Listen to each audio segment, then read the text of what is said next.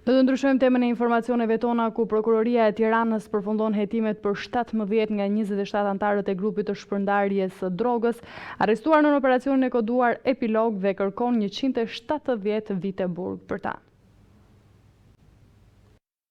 Prokuroria e Tiranës përfundon hetimet për 17 nga 27 antarët e grupit të shpërndarjes së drogës arrestuar në operacionin e koduar Epilog dhe kërkon 170 vite burg për ta. Sipas hetimeve, ky grup i arrestuar nëntorin e vitit 2015 shpërndanin drogën në zonat si Ish Bloku, Rruga Elbasanit, pallatet e njohura si Lulishtja 1 Maj, Qytet Studenti, me një xhiro mujore prej 50.000 euro. Të veçuar nga njëri tjetri për të mos u identifikuar asnjëherë, lideri i grupit dhe bashkëpunimi mes tyre.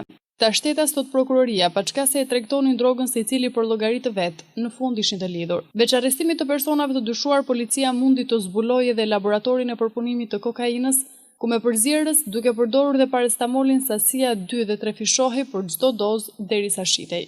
Në hetim edhe gjatë gjykimit, Prokuroria e Tiranës arriti të provonte se antarët e këtij grupi funksiononin në bazë të hierarkisë, me role të ndara: furnizues, transportues, shpërndarës. Dënimet më të mëdha akuza i ka kërkuar për Julian Bushati me 14 vite, Alfred Nacho 13 vite, Armando Morati 12 vite. Për pjesën tjetër janë kërkuar dënime nga 11 vite dhe deri 2 vite për Indrit Sallahun që akuzohej për mos kallëzim krimi. Pas 4 seancave për këtë grup kriminal të trafikut të drogës, pritet vendimi i treshes gjykuese drejtuar nga gjyqtari Arjan Kaliaj.